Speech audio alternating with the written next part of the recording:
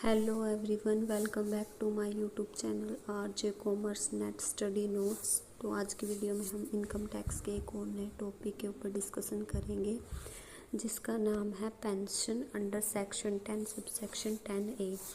जो पेंशन है वो एक रिटायरमेंट प्लान है जो एम्प्लॉय को फिक्स्ड और रेगुलर इनकम प्रोवाइड करवाता है जब वो ऑर्गेनाइजेशन में काम करना बंद कर देता है।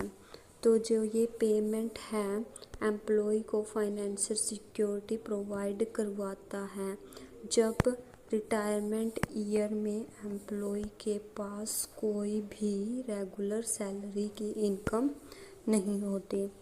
इसके बाद है हम पेंशन अजम्पशन अमाउंट को कैलकुलेट कर सकते हैं। तो ये अलग अलग केस में अलग अलग तरीके से कैलकुलेट की जाती है।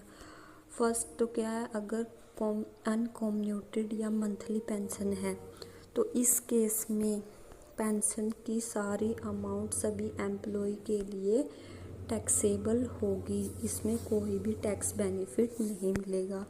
लेकिन अगर कम्यूटेड पेंशन है या फिर एम्प्लॉय पेंशन की अमाउंट को लमसम विड्रॉ कर लेता है तो इस केस में अजम्पशन अमाउंट एम्प्लॉयमेंट के टाइप पर डिपेंड करती है।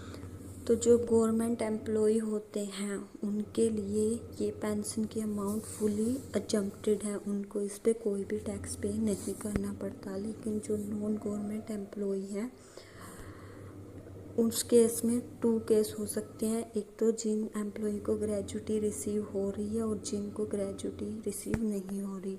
तो जिन एम्प्लॉय को ग्रेजुटी रिसीव हो रही है तो टोटल पेंशन का 1/3 अमाउंट अजम्प्ट माना जाएगा, और जिन एम्प्लॉय को ग्रेजुटी की अमाउंट रिसीव नहीं हो रही तो उस केस में टोटल पेंशन का हाफ अजम्प्ट माना जाएगा। तो इस तरीके से हम पेंशन की अजम्पशन अमाउंट को कैलकुलेट कर सकते हैं। Thank you.